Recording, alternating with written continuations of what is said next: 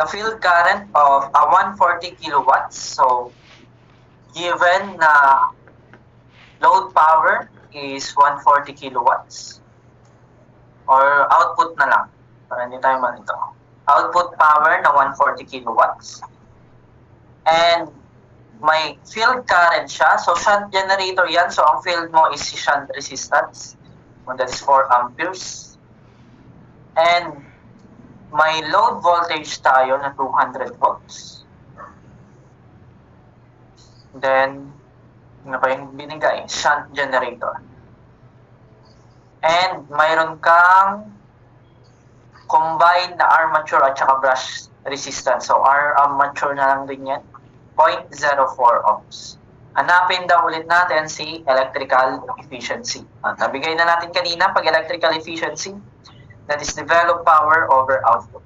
Output over developed power. Okay, so kunin natin muna palagi si IL, I shunt, at saka si I. Huwag malilito, yung output power mo dito is equal lang yan kay load power. Basta generator. Okay? So, kunin natin ngayon.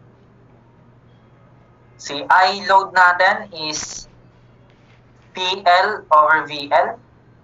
That is 140 kilowatts divided by 200 volts. So, 140 divided by 200, that is 700 amperes. Then, kunin mo na rin si armature kasi may binigay ng shunt. So, I load plus I shunt, that is 704 amperes. Okay? So, mayroon na tayong tatlong current. Pwede na natin kunin ngayon si generated voltage. So, EG now is equal to VL plus IA times RA. So, ang VL natin dyan is si 200 volts plus 704 times yung RA natin na 0.04. So, ilan yung EG natin? That is 200 plus 704 times 0.04. 704 is 0.04. That is ilan? 228.16 volts. So, pwede na natin kunin ngayon si developed power.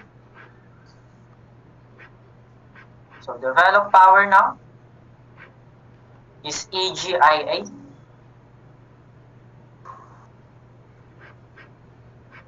That is 228.16 times 704.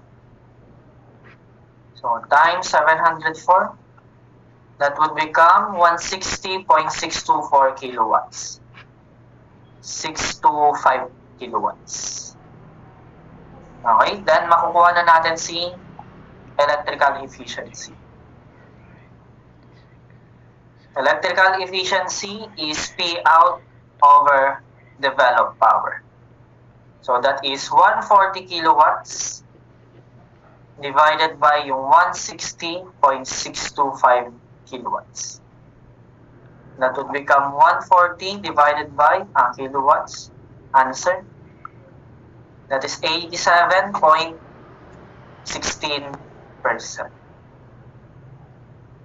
That would be your answer. Okay, so palitin natin. Kasya yan. So, part, yan na, nagkasya. So, letter B is the final answer.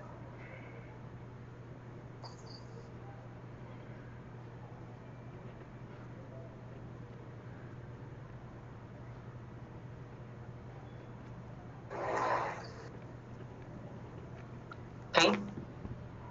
Kapicturan, then number 9 tayo.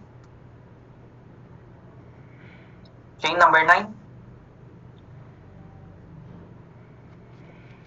15 kilowatt, so that is your output or load voltage na 15 kilowatt. So, load voltage pala yan, power pala yung kanina, 200 volts. And shunt generator operated at rated load. If the driving engine is developing 24 bhp, so yung bhp na yan, that is brake horsepower, that is your input power,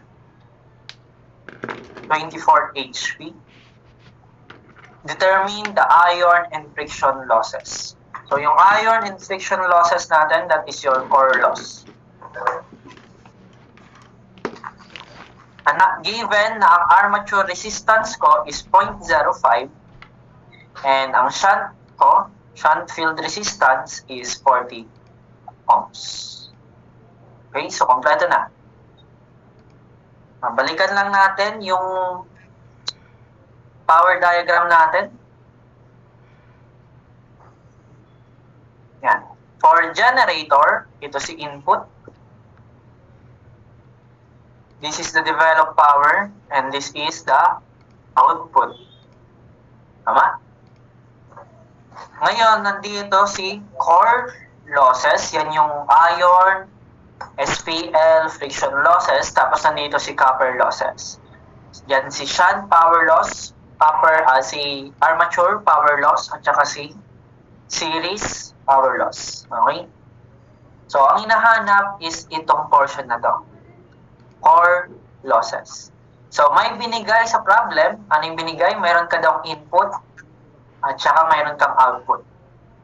So, para mahanap natin si core losses, kailangan nating hanapin naman itong si copper loss. Okay? Kailangan nating hanapin si copper loss. And ano-ano ba yung copper loss natin dyan? Ang copper losses natin is kay armature at saka kay shunt. Okay? So, yan yung ating copper losses. Or, pwede naman ang gawin natin, pwedeng yan yung gawin natin, solution 1. Or, pwede, ang gagawin nating susunod, is kunin natin, for solution 2, ito na lang. Mas madali. Kunin natin si developed power. Required yan, tapos, hindi na lang natin ito kunin. Kunin natin si developed power, then P in is equal to developed power plus P core.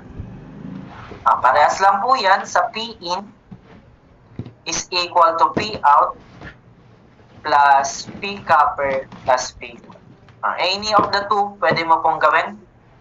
Pero ito na lang yung gagawin natin para developed power na lang yung kukunin natin. Okay? Kasi ang developed power is output plus copper losses lang. So, si develop na lang ang kukunin natin. So, unang step palagi, kunin mo yung tatlong current, IL, I shunt, at saka I armature. Okay, so kunin natin si IL. Palitan natin ito ng kulay. So, ang IL natin is PL over VL. That is 15 kilowatts divided by 200 volts. So, 15 kilowatts divided by 200 is equal now kay 75 ampere. Kunin mo si I shunt. That is VL over R shunt. That is 200 divided by 40. That would become 5 amperes. Tama ba? 200 divided by 40. And that is 5 amperes. Then, kunin natin si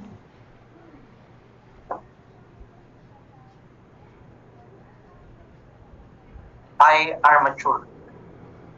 Okay, that would become IL plus I shunt. And that would become 80 amperes. So, mayroon na tayong tatlong current. Kunin na natin next si EG.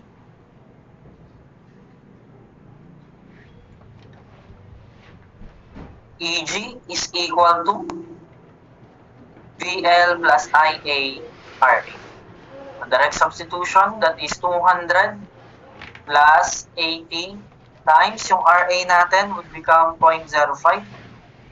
So, 0.05 ohms. So, ilan yung EG natin?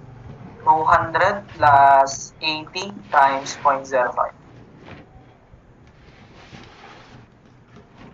That is 204 volts. Okay? Then, makukuha na natin sa developed power.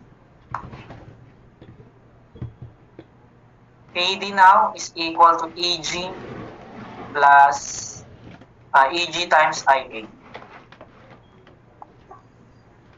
Okay. So, 204 times 80, Okay. that is 16.32 kilowatts. Wala ka. Ating wala? Then, last step, kunin na natin si core loss. That is P in is equal to P developed plus P core. Ang PN natin is 24 horsepower. Convert mo lang yan into watts. 746 watts or, yan na lang. Divided by per horsepower is equal to 16.32 kilowatts plus P4. Therefore, ilan yung P-core natin? Therefore, P-core now is equal to 24 times 746 minus 16.32 kilowatts. That is 1584 watts. That would be your final answer. Yeah. That is letter C. Okay? The picture part 1.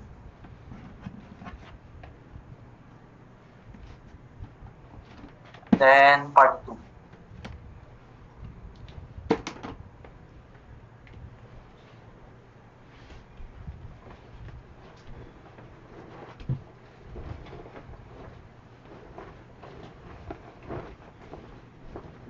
Next, number 10 tayo. 6-pole simplex wave. One generator has 67 slot. One is the coil pitch. Formula natin ang coil pitch. That is slots per pole. Minus yung fraction. Tama? Minus yung fraction para mag-whole number siya. Okay? Ayan. So, that would now become, anong given? We have 6 poles, simplex, so M is equal to 1, wave, and 67 slots. Okay, so, ganun lang.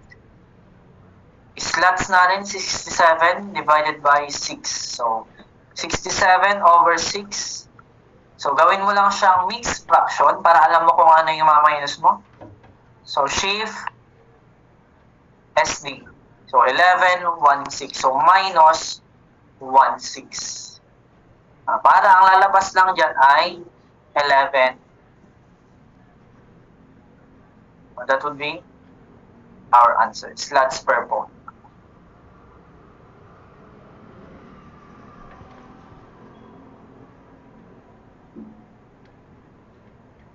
Okay, paki-screenshot.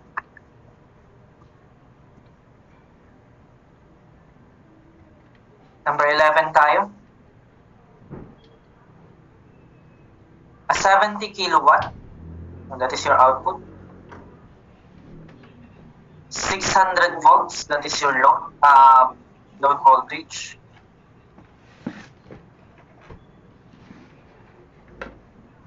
This is your load voltage.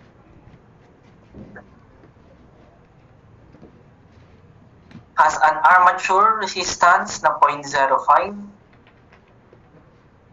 Series field resistance na 0.06 ohms. And a shunt field resistance na 270. What is the armature power generated? So, hinahanap is the P developed or PG. Okay? Yan yung hinahanap. So, ano yung type ng generator? We have a short shunt generator. So, paano yung itsura ng short shunt ulit? So, this is your shunt resistance. This is your armature. This is your generator. And this is the series field resistance, and this is the load. Yan. So, this is your shunt. This is your armature. This is your series. And this is your load. Okay, yung current natin dyan, we have IL dito. I shunt dito. Tapos, IA dyan. Ganun lang ulit. Kunin natin yung tatlong current muna. We have IL, ISH, at saka IA. Yung IL, parehas lang yung ano natin. IL now is equal to P out or P load divided by VL. VL na lang divided by VL. That is 70 kilowatts divided by 600 volts. So, 70 kilowatts divided by 600 volts. That is 116.67 ampere. Then, kunin mo si I shunt. Dito lang tayo magkakatalo. Kasi short shunt siya. So, ang I shunt na formula natin would become VL plus IL RSE divided by RSH. Yan yung formula natin for I shunt. So, ang I shunt natin now would become, store na lang natin kay B, si load current. Store mo na lang to kay B para hindi na natin type. Store kay B. Okay? So, VL natin is 600 plus B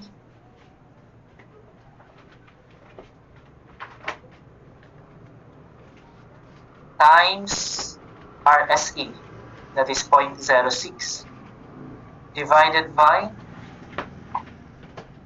R shunt natin na 270. So, ilan yung I shunt natin? So, 600 plus V times 0.06 divided by 270. So, I shunt now would become 2.248. Tama ba? Tama. 2.248. Yan. Then, kunin na natin si armature. That is I load plus I shunt. So, that is, store na lang natin yan kay C. Store mo kay C para hindi na natin i-type ulit sa calculator. So, this would become B plus C.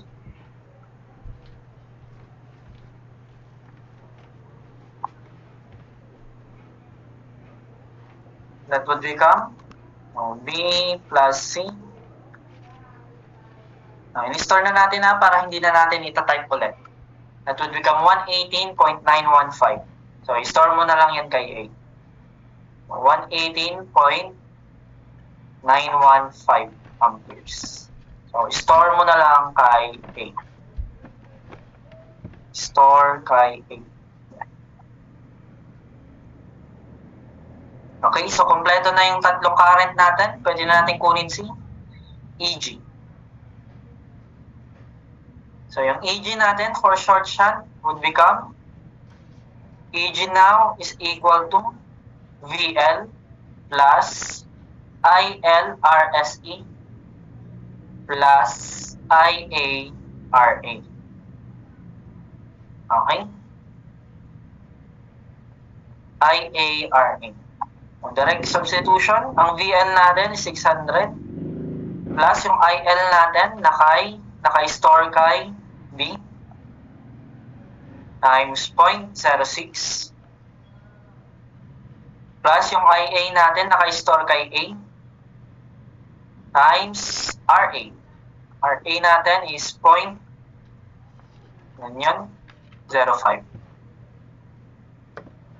So, ilan yung EG natin? So, 600 plus B times 0.06 plus A times 0.05. That would become 612.946. Store mo na yan kay D.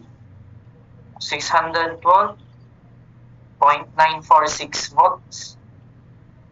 Store mo na lang yan kay D. Makukuha na natin ngayon si developed power or the generated power. So, PD now or PG is EGIA. Okay? So, PG now is equal to A times D. Yan.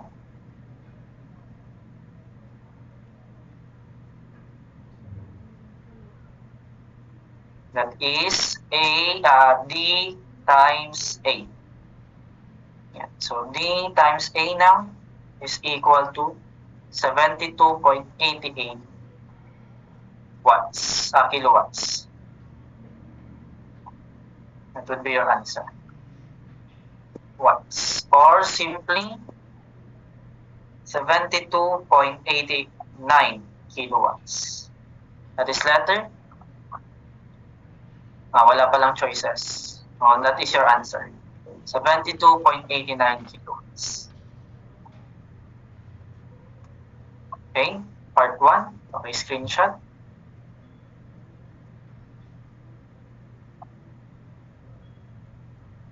Then part 2.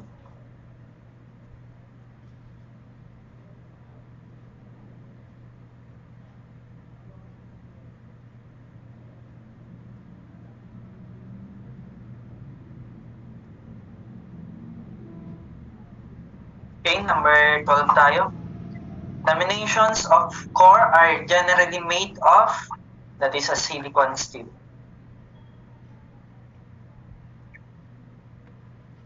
Okay, 13. The armature of a 4-pole duplex, so ang M natin is 2. Shunt generator is lap wound and generates 324 volts. So, EG natin is 324 volts when running at 12 RPM.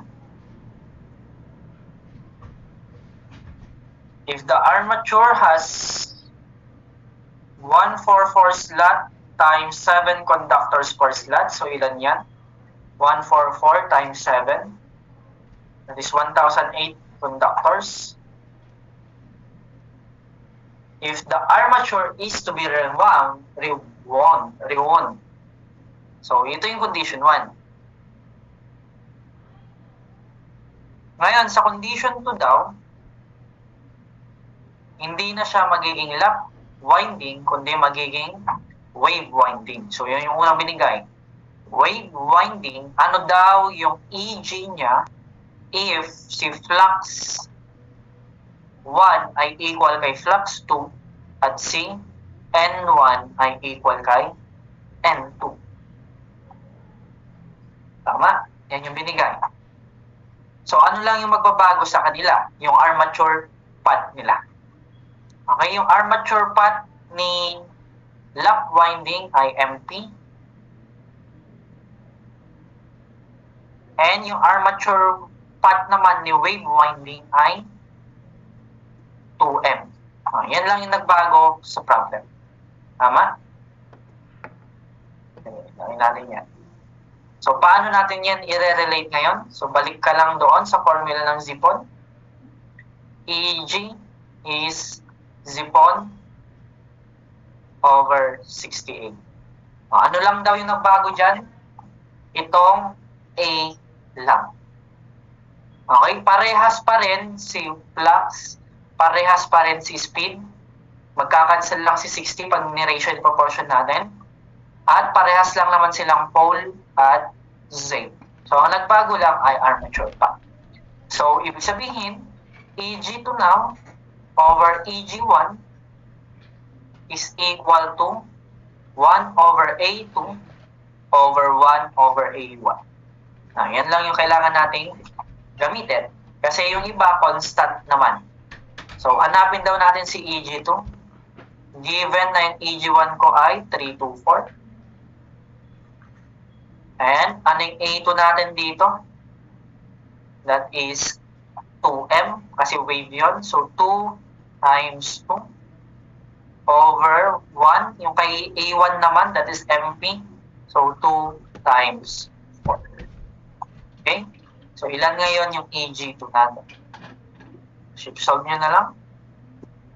X over 324 is equal to 1 over 2 times 2 over 1 over 2 times 4. Shift solve for X, so lagay mo 10.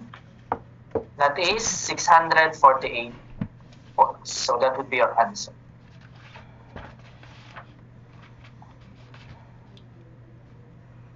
Okay? Tingnan natin kung kasya sa exam, no? Yeah. Now that is your answer, 648 volts.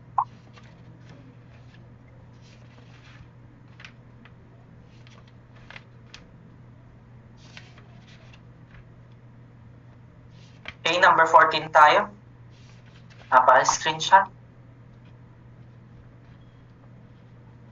And number 14. A 4-pole, so we have 4 poles, DC generator with lap winding has 32 slots per conductor, 32 slots times 4 elements per slot. So, ilan ngayon yung elements natin? We have 32 times 4,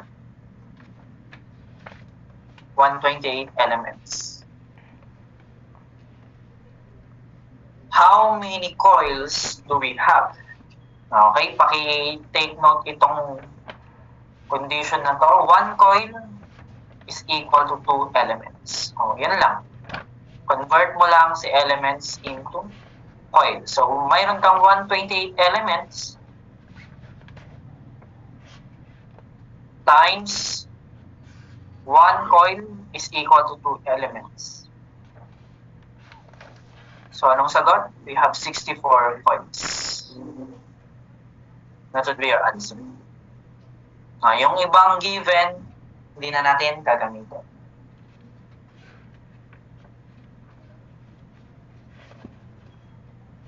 Okay, screenshot.